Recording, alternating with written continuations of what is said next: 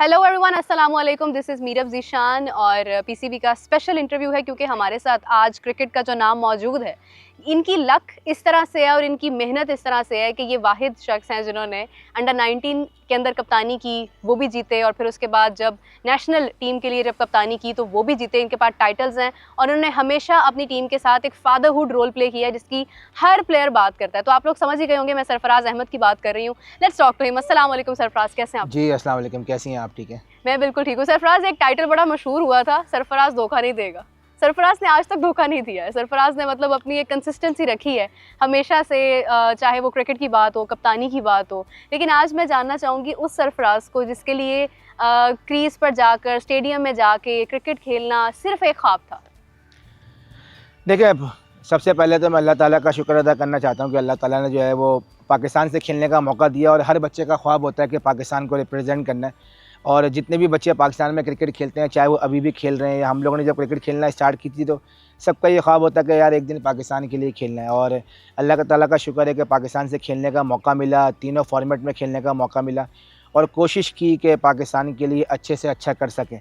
और जर्नी जो है वो बहुत ही ज़बरदस्त है। जैसे किसी एक आम बच्चे की तरह हमने जो है वो गली से क्रिकेट खेलना स्टार्ट करी, टेनिस बॉल से, और उसके बाद फिर टेप बॉल और हार्ड बॉल, ये सारे क्रिकेट हमने खेली। अपने मोहल्ले से स्टार्ट किया हार्ड बॉल खेलना। हमारे मोहल्ले में गौसले आज़म ग्राउंड है जो कि आज भी मौजूद है। तो वहाँ से कहाँ के बच्चे होते थे? वो हमारे सारे मोस्टली जो हमारी गली के सारे लड़के होते थे, मोहल्ले के। नाम याद है आपको सब? हाँ बिल्कुल, एक जो मेरा दोस्त है जिससे हमने बहुत ज़्यादा क्रिकेट साथ खेली, नबील हाशमी जो है, वो मेरे जो है वो समझ लें चाइल्डहुड फ्रेंड है। तो वो उनके साथ काफ़ी हमने बड़ा टाइम गुजारा। और भी लड़के थे लेकिन फिर वो जो आगे पीछे होगा, एक मेरा दोस्त है स्कूल का शारिक। तो इस तरीके से हमारा टाइम जो है वो बहुत ज़बरदस्त गुजरा। फिर इस तरीके से हार्ड बॉल में खेलना स्टार्ट किया। मेरे चचा, मेरे ताया के बेटे हैं, उनके क्लब से मैंने स्टार्ट किया। जिया भाई उनका नाम है, सकिया संजीम खाना से मैंने क्रिकेट खेलना स्टार्ट की। फिर उसके बाद AZ क्रिकेट अकेडमी में गए, वहाँ पे नवीद महबूब अज़मी साहब थे। लेकिन जो मेरी असल क्रिकेट की जर्नी जहाँ पे स्टार्ट हुई वो पाकिस्तान क्रिकेट क्लब है, जिसके रूहनवा जो है वो आज़म भाई हैं, और कोयटा ग्लैडिएटर के जो उन्हें नदीम उमर साहब वो उस क्लब के चेयरमैन हैं। वहाँ से जो मेरी जर्नी का आगाज़ हुआ, अब अगर आप कह सकते हैं कि 2004 से ऑनवर्ड, वहाँ से जो मेरी क्रिकेट की जर्नी स्टार्ट हुई, अल्लाह का सलाह का शुक्र है वो आज 2026 में हम मौजूद हैं। और ये लोग हमेशा क्रिकेट में हमेशा साथ रहे और बहुत अच्छी गाइडेंस दी, और शुक्र है कि अल्लाह ताला ने इतना अच्छा करियर खिलाया। बिल्कुल सही है। सरफराज, जिस तरह से आपने अपना नाम बनाया, आते ही मतलब अंडर 19 एक वो मोमेंट होता है जो हर बच्चे के लिए, हर यानी प्लेयर के लिए जो है ना, वो एक लाइमलाइट का एक पहला स्टेप होता है कि जहाँ पे उसकी परफॉर्मेंस जो है उससे लोग उसको पहचानना शुरू कर देते हैं। आपको मौका मिला, आपने कैप्टेंसी तो की, टाइटल जितवाया, अपनी परफॉर्मेंसेस भी आई। उस वक्त कितना मुश्किल था अपने आप को प्रूव करवाना? देखिए अंडर 19 जो जूनियर हमारी होती है वो एक ऐसा प्लेटफॉर्म होता है जहाँ से एक बच्चा जो है ना वो रिकग्नाइज़ होता है और आगे फिर पाकिस्तान के लिए वो एक प्रोडक्ट बनता है। तो हमारी जर्नी भी बिल्कुल वैसे ही है।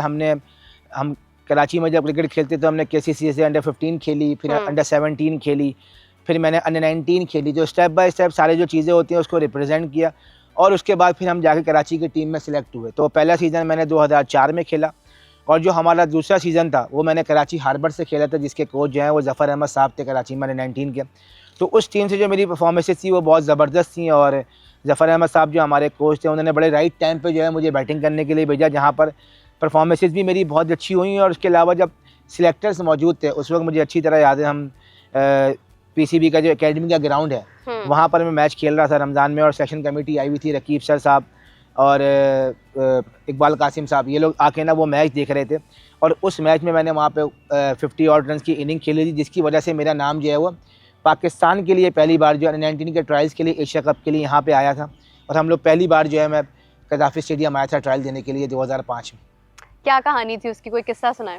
देखिए जर्नी बहुत ज़्यादा अच्छी थी, और रमज़ान के दिन थे, और हम लोग जो है वो फ़्लाइट लेके जो है वो यहाँ पर आए। मैं पहली बार जो मतलब सेकंड बार मतलब अपने पैसे लेके पहली बार जो है वो एरो एशिया की उस वक्त फ़्लाइट होती थी, तो उस वक्त फ़्लाइट लेके जो हम लोग यहाँ पर आए। और मुझे अच्छी तरह याद है पूरे पाकिस्तान के लड़के आए हुए थे, और ये लक्ष्मी चौक पे होटल है, नेशनल होटल, वहाँ पे जो है वो पूरे पाकिस्तान के लड़के जो है ना सब हम लोग वहाँ पर ठहरे हुए थे। फिर हम लोग अगले दिन जो है वो यहाँ पर ट्रायल देने आए, और प्रैक्टिस मैचेस थे एशिया कप के, और हम लोगों ने यहाँ पे पहले ट्रायल दिए, फिर उसके बाद एशिया कप के मैचेस खेले, और फिर उसके बाद जो है वो हम सबका बोन टेस्ट हुआ। और उसके बाद पहली बार जो है मेरी अंडर 19 में सिलेक्शन जो है वो एशिया कप में हुई थी, और फिर हम लोग उसी साल इस एकेडमी में जहाँ पे हम बैठे हुए पहली बार मैं 2005 में एकेडमी में दाखिल हुआ था। क्या बात है। सरफराज, पहला फ़ोन किसको किया था जब पता चला कि मतलब मेरा नाम आ गया और मैं कप्तान हूँ? देखिए उस वक्त तो इतना फ़ोन हम लोगों के पास था ही नहीं, 18-19 साल के थे उस वक्त, और हम लोग जो है वो चिपौड़ जी में घूम रहे थे। तो 4-5 लड़के हम लोग थे वहाँ पर घूम रहे थे, तो पता चला जी वहाँ पे नाम आया है। तो हम लोग जब वापस एकेडमी आए तो ये एडमिन ब्लॉक है सामने, यहाँ पर जो है वो 10 नंबर रूम में आफ्ताब बलोच साहब जो है ना वो हमारे मैनेजर थे। तो हम लोग लाइन लगाई हुई थी अपने बारी बारी जो है ना वो उनके अंदर रूम के अंदर जा रहे थे, और उस वक्त पता चला कि यार वो एक लड़के ने आके बताया कि यार तुम कप्तान हो। हाँ, तो उस वक्त पता चला।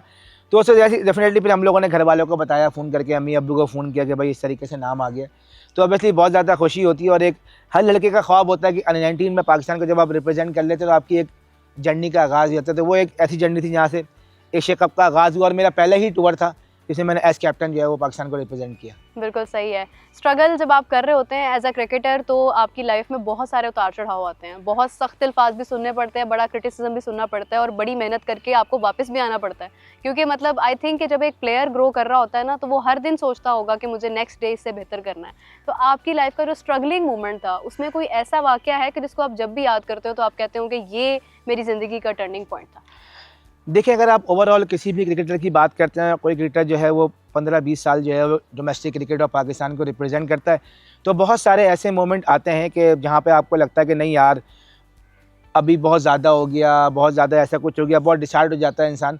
लेकिन मैं हमेशा जब भी मैं इंटरव्यू देता हूँ या आज भी मैं जब ये अपना इंटरव्यू दे रहा हूँ तो हमेशा मैं ये बात करता हूँ कि मैं बड़ा अपने आप को लकी समझता हूँ कि मेरे क्रिकेटिंग कैरियर के दौरान बहुत अच्छे लोग मौजूद थे जिन्होंने हमेशा मेरा भरपूर साथ दिया, और हमेशा मेरे अच्छे और बुरे टाइम पे जो है ना मेरे साथ जो है वो हमेशा खड़े हो। वैसे इसमें सबसे पहले आपकी फैमिली की सपोर्ट जो है वो बहुत ज़्यादा इंपॉर्टेंट होती है। शुरू में ऑब्वियसली सपोर्ट नहीं थी जब मैंने क्रिकेट खेलना स्टार्ट किया, लेकिन आहिस्ता आहिस्ता जब मैंने क्रिकेट खेलना स्टार्ट किया, ऐसी बात है अम्मी अब्बू की तो मेरी इतनी तबीयत ठीक नहीं थी, उनका इंतकाल जल्दी हो गया था, लेकिन ऑब्वियसली जो मेरा बड़ा भाई था शफीक अहमद उसकी बहुत ज़्यादा सपोर्ट रही। फिर आहिस्ता आहिस्ता जब खेलते रहे तो जब शादी हुई तो वाइफ़ की बहुत ज़्यादा सपोर्ट रही। फिर हमेशा जैसे अगेन मैंने बात की कि हमेशा अच्छे लोगों में उठा बैठा जिन्होंने क्रिकेट की बात की, और हमेशा क्रिकेट की ही उन्होंने बोला कि यार आपने बेहतर से बेहतर परफॉर्मेंसेस देनी है, जिसमें आज़म भाई का नाम मैं हमेशा लेता हूँ, नदीम उमर साहब हैं, मोइन भाई हैं, इनकी बड़ी रहनुमाई रही है हमेशा से, क्योंकि इन्होंने हर अच्छे टाइम पे बुरे टाइम पे साथ रहे।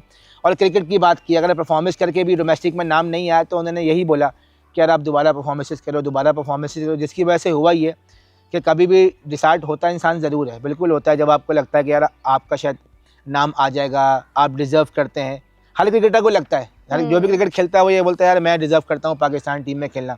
लेकिन जब आपके कानों में अच्छी चीज़ें जाती हैं ना तो आप बहुत ज़्यादा मोटिवेट होते हैं, और फिर आप कोशिश करते हैं कि मैं ज़्यादा से ज़्यादा परफॉर्मेंस दूँ। इसी वजह से हुआ, काफ़ी बार टीम से बाहर हुए, लेकिन कमबैक इसी वजह से किया कि मोटिवेटेड थे, कोशिश की कि जहाँ भी जाएँ क्रिकेट खेलें और परफॉर्मेंस करके दोबारा टीम में वापस आएँ। तो अल्लाह ताला का शुक्र है कि अच्छे लोग आस-पास रहे, जिसकी वजह से अल्लाह ताला ने अच्छे क्रिकेट खेलने का मौका दिया।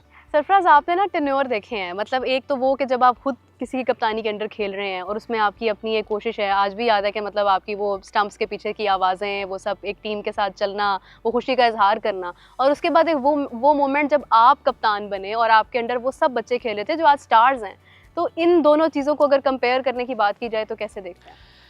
देखिए ऑब्वियसली एक हर खिलाड़ी का एक टाइम होता है, 2007 से लेकर 2017 की जो जर्नी थी वो बहुत इन आउट होती रही, टीम में आया फिर ड्रॉप हो गया, टीम में आया, कोई परफॉर्मेंस इतनी कंसिस्टेंटली हो नहीं पाई। लेकिन जब 2014 में जब मेरा कमबैक हुआ और उसके बाद से जो मेरी जर्नी स्टार्ट हुई, वहाँ मेरी अपनी एज प्लेयर ज़बरदस्त परफॉर्मेंस होना शुरू हुई। 2014 बहुत अच्छा गुजरा, 2015 वर्ल्ड कप बहुत अच्छा गुजरा, फिर वर्ल्ड कप के बाद मैं 2 फॉर्मेट की टीम का वाइस कैप्टन बना, वनडे और T20 का।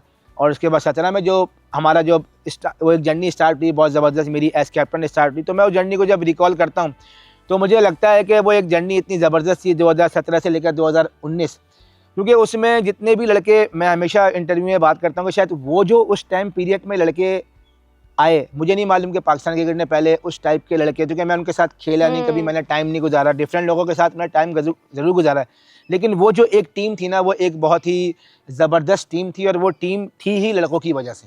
वो किसी कैप्टन की वजह से नहीं थी, वो किसी कोच की वजह से नहीं थी। ऑब्वियसली फादर फिगर लोग होते हैं, मिकी आर्थर थे, वो बड़ा ज़बरदस्त था, हमारी मैनेजमेंट बहुत अच्छी थी, उसमें बहुत अच्छे से वो लेके चलते थे।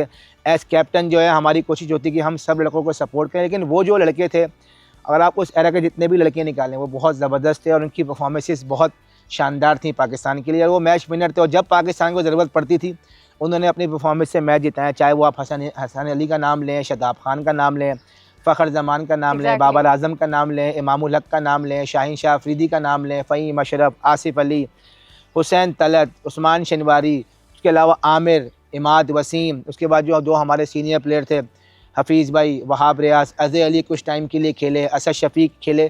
तो ये जो लड़के थे ना, हमने वो बहुत अच्छा टाइम गुजरा। मैं हमेशा ये बात करता हूँ कि वो जो टीम थी ना, वो इन लड़कों की वजह से, उन लड़कों ने जो परफॉर्मेंसेस की वो सबके सामने। बिल्कुल सही है। सरफराज, अगेंस्ट इंडिया भी आपकी परफॉर्मेंसेस जो हैं वो हमेशा से, मतलब अगर हम देखें ना, तो उसमें एक मेजॉरिटी ये रही है कि आपकी लक थी कि लाइक उस मोमेंट पर आपकी विक्ट्रीज़ हैं। तो उस प्रेशर को किस तरह से हैंडल किया जाता है? क्योंकि जब भी मतलब बात की जाती है ना पाकिस्तान के, लाइक किसी भी आईसीसी टूर्नामेंट की बात की जाती है, सबसे ज़्यादा नज़रें इंडिया पाकिस्तान मैच के ऊपर होती हैं, और वो उसका प्रेशर भी एक डिफरेंट होता है। लेकिन आपके चेहरे पे कभी प्रेशर देखा नहीं था, कैसे मैनेज करते थे? नहीं, देखें, प्रेशर तो डेफिनेटली देखें होता है बिल्कुल। अगर आप हमारी चैंपियंस ट्रॉफी की अगर आप बात करें, तो अगर आप पहला मैच हमारा उठा के देखें, तो हम एज अ टीम जो है वो बिल्कुल भी अच्छा नहीं खेल पाए। हमने तीनों शोबों में जो है ना बिल्कुल अच्छी कारकर्दगी पेश नहीं की। लेकिन उसके बाद वही मैंने कहा ना कि जब आपके साथ आसपास लोग अच्छे हों ना, तो आप चीज़ें जो है ना वो बहुत बेहतर कर सकते हैं। मैं ये नहीं कहता कि लोग हमेशा जो टीम के साथ मुंसलिक होते हैं हमेशा वो बहुत डेडिकेटेड लोग होते हैं, और उनकी पूरी कोशिश होती है कि आप जो है ना बेहतर से बेहतर कर सकें पाकिस्तान के लिए। और उस वक्त की जो अगर मैं बात करूँ, तो उस वक्त हमारा सेकंड ही, मतलब मेरा तो फर्स्ट ही एज अ कैप्टन जो है पहला इवेंट था, और मैनेजमेंट का भी था वैसे। तो उसमें यही हमारा यही बात हुई कि यार हमने कैसे अच्छी क्रिकेट खेलनी है। अगर हमने आज जो क्रिकेट खेली है, अगर हम ये क्रिकेट खेलेंगे तो हम इस टूर्नामेंट में क्या है, हम आगे भी किसी टूर्नामेंट में जो है ना हम अच्छी क्रिकेट नहीं खेल सकते। आई थिंक बहुत अच्छी एक पॉजिटिव मीटिंग हुई, जिसमें तमाम सीनियर्स प्लेयर्स ने बड़ा अच्छा बात किया। और एक जैसे कहते हैं ना कि फेस टू फेस एक बात होती है कि यार आगे अगर क्रिकेट खेलनी है तो कैसे खेलनी है। उसमें मैनेजमेंट थी, हमारे सीनियर प्लेयर्स थे, कैप्टन थे, और जो भी लड़का अपनी अपनी बात कर सका उस अपने अपनी बात की। तो आई थिंक एक अच्छा एक टीम जो है वो पॉजिटिव उस मीटिंग को लेके उठी, और जिस तरीके से टीम ने कमबैक किया। अब अच्छी चीज़ ये होती है हमेशा जो पाकिस्तान टीम की अगर आप बात करें, अगर पाकिस्तान टीम मोमेंटम में होती है ना, तो वो फिर आगे टीमों के लिए ना फिर बहुत ज़्यादा मुश्किल हो जाती है। पाकिस्तान की हमेशा से हिस्ट्री रही है। आप 92 की बात करें, जब पाकिस्तान टीम ने मोमेंटम पकड़ा सेमीफाइनल वाले गेम से पहले, तो फिर वो फाइनल तक बहुत आउटस्टैंडिंग गई। सेम 2009 की अगर आप टीम की बात करते हैं, वो जब वर्ल्ड कप जीती शुरू में हारे, लेकिन बाद में जब मोमेंटम पकड़ा बहुत ज़बरदस्त गई। सेम एशिया कप 2012 या 2000 का अगर आप एशिया कप दिखाएँ, तो उसमें भी यही हुआ कि आप एक आध मैच शुरू में हारे, फिर आप जीते। 2012 में भी यही हुआ जब एशिया कप में हम इंडिया से जो है वो बीच का मैच हम हार गया, लेकिन उसके बाद फिर हमने बांग्लादेश को हराया, फिर हमने श्रीलंका को हराया, फिर फाइनल बड़ा ज़बरदस्त हुआ 2012 का। तो ऐसे ही जो है वो चैम्पियंस ट्रॉफी भी ऐसे ही है। तो टीम मोमेंटम में जब थी पाकिस्तान की, और फिर लड़कों ने जो परफॉर्मेंसेस की वो सबके सामने, फ़खर जमान, आमिर का वो स्पेल, शादाब का वो LBW, फ़हीम अशरफ का आके चंदीमल को आउट करना, हसन अली की ज़बरदस्त बॉलिंग, अज़हर अली की शानदार बैटिंग। तो बड़ी एक कलेक्टिव टीम एफर्ट थी जिसकी वजह से पाकिस्तान वो चैंपियंस ट्रॉफी जीता। बिल्कुल सही बात है। चैंपियंस ट्रॉफी जब जिस टाइम 2017 की अगर बात की ना, सोशल मीडिया पे उस टाइम पे आहिस्ता आहिस्ता लोग बड़ा इन्वॉल्व हो रहे थे और बड़ी चीज़ें हाईलाइट करते थे। आज तो मतलब आप समझ लें कि सोशल मीडिया हर हाथ में इस्तेमाल हो रहा है। उस वक्त एक बड़ा क्रेज़ आया था। तो कोई ऐसा मोमेंट आपको याद है कि आपको किसी ने अप्रोच किया हो, या इंटरव्यूज़ तो आपको बहुत ज़्यादा कॉल्स आती होंगी, उस टाइम की लाइमलाइट कैसी थी? देखिए, जहाँ तक रही लाइमलाइट की बात, तो मुझे ऐसा लगता है कि मैं आज भी अगर बैठूँ और सारी चीज़ें रिकॉल करूँ, तो मुझे ऐसा लगता है कि मैं इतना लाइमलाइट में रहा नहीं, क्योंकि मैंने इतना सोशल मीडिया को इतना यूज़ भी नहीं किया, और इतना मैं सोशल मीडिया पे ना पहले था ना अभी भी हूँ। और लेकिन व्हाट्सएप पर तो लाइक हाँ, वो तो मैं अपनी लगाता रहता हूँ, और रात जो है ना वो असल में बस हो जाता है, कभी कभी रात में ना इंसान इमोशनल होता है तो वो हो जाता है। लेकिन अगर सोशल मीडिया की बात करें, तो मैं ना पहले भी था ना, तो उस वक्त इतना कोई लाइमलाइट को चीज़ों को ना इतना सर पे सवार नहीं किया, क्योंकि मैं काफ़ी पाकिस्तान के टॉप के प्लेयरों के साथ 2007 में मेरा डेब्यू हुआ था। तो उस वक्त पाकिस्तान टीम में बड़े बड़े सुपरस्टार खेल रहे थे। शोएब अख्तर जे थे, शाहिद भाई थे, यूनुस भाई थे, मिसबा भाई थे, ठीक है, शोएब भाई थे, तो सारे लोग थे। तो मैंने इन सब का एक हाई टाइम भी देखा, और फिर जब वो टाइम भी देखा जब इन्होंने पाकिस्तान के लिए क्रिकेट खेलना छोड़ भी दी, तो आई थिंक वो अंदाज़ा एक चीज़ जहन में थी कि यार यहाँ पे इंसान ने जो है ना वो सारी ज़िंदगी नहीं रहना है। तो आपने यहाँ पे जितना टाइम भी रहना है तो आपने अच्छे से रहना है। ऐसा ना हो कि जब कल को आप टीम से बाहर हो तो आपके लिए बहुत ज़्यादा मुश्किलात पेश आएँ, आप उस चीज़ को जो है ना वो डाइजेस्ट नहीं कर पाओ कि यार मेरे साथ ये क्या हो गया। तो अल्लाह ताला का शुक्र है, अल्लाह ताला ने बहुत सक्सेस दी, बहुत अल्लाह ताला का शुक्र है, बहुत अच्छी अच्छी परफॉर्मेंसेस कराई, बड़े बड़े इवेंट में मुश्किल जगहों पे अच्छी अच्छी इनिंग खिलवाई। तो उन चीज़ों को सर पे सवार नहीं किया, अल्लाह ताला का शुक्र अदा किया। तो इस वक्त तो ऐसा कभी भी नहीं हुआ कि चीज़ें सर पे सवार हुई तो मुश्किलात पेश आई। तो बहुत अच्छे से रहता हूँ, और आगे भी कोशिश करूँगा बहुत अच्छे से रहूँ। अच्छा, मतलब एक चीज़ है कि आपकी इतनी सारी परफॉर्मेंसेज हैं सरफराज, रिटायरमेंट लेना और खुदा हाफिज़ कहना क्रिकेट को, मतलब वो तो खैर आपने कभी नहीं कहा क्योंकि डोमेस्टिक में हम आपको देखते रहे, बट ये है कि एक स्टेप डाउन करना वाज अ वेरी लाइक कह लें कि बड़ा मुश्किल डिसीजन था, वेरी डिफिकल्ट डिसीजन। तो कैसे किया, कैसे सोचा, मतलब वो जज्बात पे कैसे काबू लेके आए कि नहीं this is the time I should go now? देखिए, ऑब्वियसली किसी भी क्रिकेटर के लिए ना बड़ा मुश्किल होता है क्रिकेट को खैराबाद कहना और क्रिकेट को छोड़ना। और जब मैं सारी चीज़ें सोच रहा था, काफ़ी टाइम लगा मुझे ये सब चीज़ सोचने में और करने में, क्योंकि क्रिकेट से दूर रहना शायद कोई भी क्रिकेटर जो है वो क्रिकेट से दूर नहीं रह सकता। और डिसाइड तो बहुत पहले कर लिया था, लेकिन ये कि वो एक डर था कि यार ये सब ख़त्म हो जाएगा तो फिर होगा क्या? क्या होगा क्या कि भाई सुबह उठ के आप प्रैक्टिस करने नहीं जाएँगे या दोपहर में उठ के आप अपनी प्रैक्टिस जो ट्रेनिंग वगैरह है, अपने नेट्स वगैरह करने नहीं जाएँगे तो कैसे चलेगा जब आप क्रिकेट नहीं ओह खेलेंगे? माय तो गॉड! बहुत मुश्किल डिसीजन था, लेकिन ये कि आपको एक ना एक दिन तो ये सब आपने चीज़ें डिसाइड करनी है। तो बस थोड़ा मशवरा किया, लोगों से बात की। मैंने बोला कि यार अब जब क्रिकेट खेलनी नहीं है तो बस इसको अब डन करते हैं ना, इसको ख़त्म करते हैं। और अब जो अगर दूसरी फील्ड की तरफ जाना है तो बस अपने जो घर वालों से बात की, फिर जो हमारे आस-पास जो लोग थे उनसे बात की। मैंने बोला यार अब बस ठीक है ना, बस अब अनाउंस कर देते हैं। क्योंकि मैं ट्रॉफ़ी भी खेला, एक मैच में खेलने गया, हमारे जो कोच थे इकबाल इमाम साहब, उन्होंने कहा कि यार खेलो अभी नहीं जाओ, और 2-3 और मैच खेलो। तो मुझे रियलाइज़ हुआ, मैंने बोला नहीं यार अब फ़ायदा नहीं है किसी की। आप डोमेस्टिक में भी जो है वो अच्छे हमारे कराची रीजन में अच्छे-अच्छे 2 विकेट कीपर आ गए, तो अब फ़ायदा नहीं है खेलने का।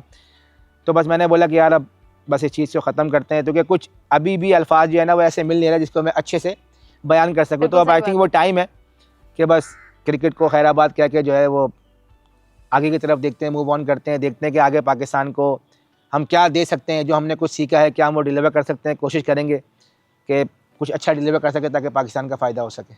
आज आपको जो अचीवमेंट्स मिली हैं, जो आपको क्रिकेट के अंदर जो रोल्स मिले हैं, जो आपको स्टेटस मिला है, ये जब आप डोमेस्टिक खेल रहे थे, उस वक़्त तो शायद आपने सोचा नहीं होगा क्योंकि डोमेस्टिक जब कोई भी क्रिकेटर किससे भी अगर मैं बात करूँ, वो ये कहते हैं कि डोमेस्टिक की जर्नी इटसेल्फ एक बड़ी जस्ट लाइक दैट कि आप एक बॉल को बस थ्रो करते जा रहे हैं, करते जा रहे हैं, करते जा रहे हैं, कभी भी वो जो है वो पिक हो सकती है।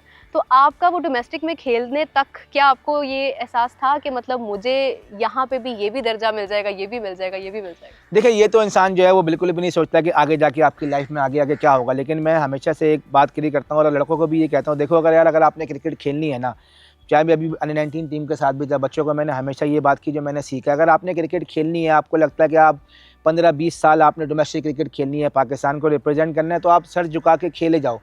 परफॉर्मेंस होना ना होना ये आपकी लाइफ का हिस्सा आपकी ज़िंदगी भर चलता रहेगा। सम टाइम ऐसा भी होगा कि आप परफॉर्म करोगे और आपको लगेगा कि आप डिज़र्व करते हो, लेकिन अगर आपका नाम नहीं आएगा तो क्या आप क्रिकेट छोड़ दोगे? नहीं ना। तो अगर क्रिकेट ही खेलनी है तो आप क्रिकेट खेले जाओ सर झुका के। हाँ, फिर 20 साल बाद डिसाइड करना कि यार 20 साल में अचीव क्या किया। ऐसा नहीं हो सकता कि कोई बच्चा जो है वो दिल लगाकर मेहनत करे, नीयत उसकी साफ़ हो, हार्ड वर्क करे, गर्मी में मेहनत करे, 4-4 घंटे प्रैक्टिस करे और उसको अपॉर्चुनिटी नहीं मिले। हाँ, ये मैं बात कह सकता हूँ, किसी को अपॉर्चुनिटी कम मिलती है, किसी को ज़्यादा मिलती है, किसी को 1 चांस मिलता है, किसी को 10-12 गेम मिल जाते हैं। लेकिन बात यह कि जब आपके पास अपॉर्चुनिटी आए तो आप एज़ प्लेयर कोशिश करें कि आप उस अपॉर्चुनिटी के लिए आप तैयार हों। ये ना हो कि आप घर में बैठे हुए हों, आप रिलैक्स हो रहे हैं और आपको देखें कॉल तो किसी ना किसी टाइम पे किसी भी आ सकती है।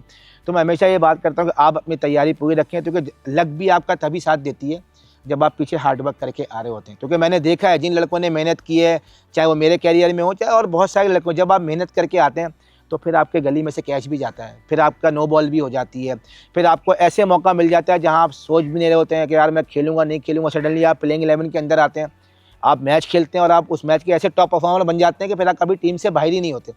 तो सिंपल मैसेज है जितने भी बच्चों के लिए जो आज क्रिकेट खेलना स्टार्ट करेंगे, आगे क्रिकेट खेल रहे हैं, जो पाकिस्तान टीम में आना चाहते हैं, जो खेल रहे हैं, भाई आप सर झुका के क्रिकेट खेले जाओ। ये सोशल मीडिया पे अगर देखोगे तो आप फिर मुझे लगता है कि फिर आपके लिए आगे मुश्किल हो जाएगी, क्योंकि चीज़ें इतनी फास्ट हो गई हैं। आज आप सेंचुरी करते हैं, कल आपकी सेंचुरी लोग भूल जाते हैं। तो सर झुका के क्रिकेट खेले जाएँ और अल्लाह ने चाहा तो एक दिन मौका ज़रूर मिलेगा, जब अपॉर्चुनिटी आए तो उसको अवेल करें और आगे बढ़ जाएँ। बिल्कुल सही है। सरफराज, एक आखिरी सवाल ये कि पीएसएल के अंदर भी आपकी जर्नी जो है वो इस तरह से रही है कि कुछ करने से कुछ करने देने तक का सफ़र आपका। मतलब वो एक इस तरह से रहा कि पहले आप खुद यानी उसके अंदर, फिर उसके बाद आपने लोगों को भी सिखाया। मतलब जितने भी प्लेयर से बात करूँ, अगर मैं कहूँ कि आपके लिए बेस्ट सबसे ज़्यादा गाइड करने वाला कौन था, तो वो एक ही नाम लेते हैं, सरफराज अहमद, कि जब वो हमारे साथ थे तो हमें ऐसे लगता था कि हम सब उनको यानी बिलीव करते हैं उनकी बात पे। पीएसएल की अपनी जर्नी कैसे देखते हैं आप?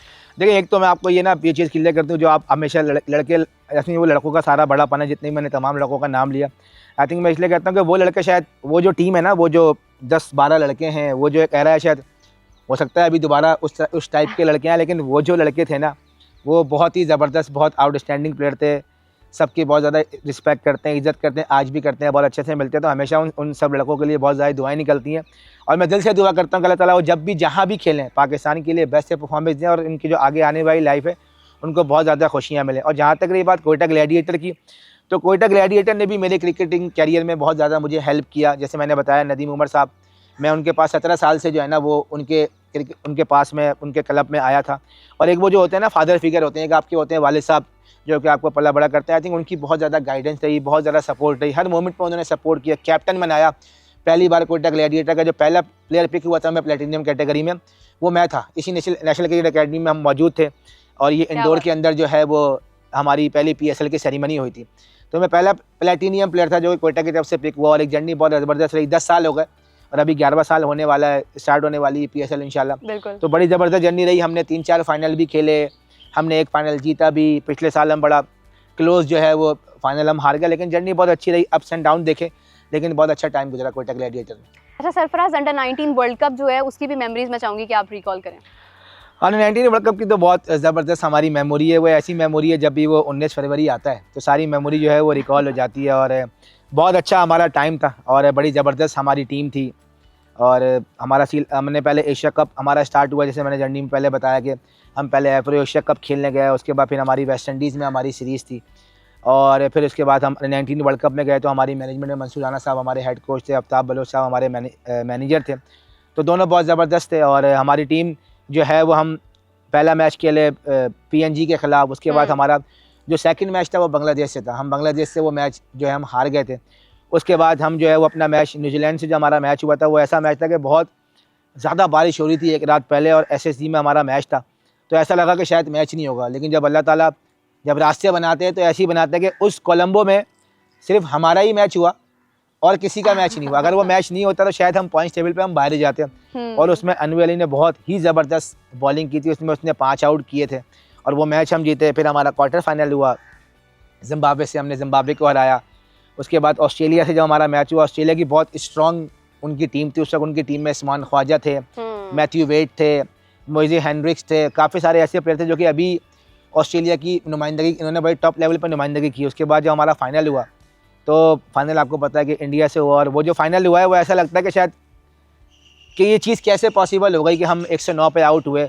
और जिस तरीके से हमारे बॉलर्स ने बॉलिंग की, अनवर अली, जमशेद अहमद, अख्तर अयूब, बहुत आउटस्टैंडिंग बॉलिंग की, और बड़ी ही ज़बरदस्त मेमोरी है। आई थिंक ऐसी मेमोरीज़ अल्लाह ताला का मैं फिर बार बार शुक्र अदा करता हूँ कि अल्लाह ताला ने क्रिकेटिंग करियर में ऐसी मेमोरीज़ दी हैं कि वो हमेशा जब हम क्रिकेट छोड़ेंगे तो उसको याद रखेंगे तो बहुत अच्छा लगेगा। सबके पास नहीं होती हैं। एक आखिरी सवाल सरफराज, 2019 सॉरी आपका अंडर 19 वर्ल्ड कप और उसके बाद 2017 की ट्रॉफी, इसमें आपके लिए जो है वो सबसे ज़्यादा इंटरेस्टिंग मोमेंट कौन सा था? देखिए, अगर आप इंटरेस्टिंग मोमेंट की बात करें तो अगर आप दोनों फाइनल देखें तो दोनों फाइनल में इंडिया जो है वो आपके सामने था, और इंडिया को हराना, आई थिंक उनकी 2006 की टीम की बात करें तो बहुत ज़्यादा स्ट्रॉन्ग टीम थी, उनकी बैटिंग बहुत ज़्यादा स्ट्रॉन्ग थी। और अगर आप 17 की बात करें, फिर इंडिया की टीम बहुत ज़्यादा स्ट्रॉन्ग थी ऑन पेपर की अगर मैं बात करूँ। लेकिन ये कि जो एक चीज़ थी इंडिया को फाइनल में हराना, आई थिंक वो बहुत ज़्यादा अचीवमेंट थी। और चाहे वो 17 की बात करें, आई थिंक वही अगेन कि उसमें टीम का जो हमारा कॉम्बिनेशन था, वो टीम की वजह से टीम वर्क बहुत ज़बरदस्त था, जिसकी वजह से अल्लाह ताला का शुक्र अदा करता हूँ कि वो दोनों फाइनल जो है हम जीते एज अ कैप्टन।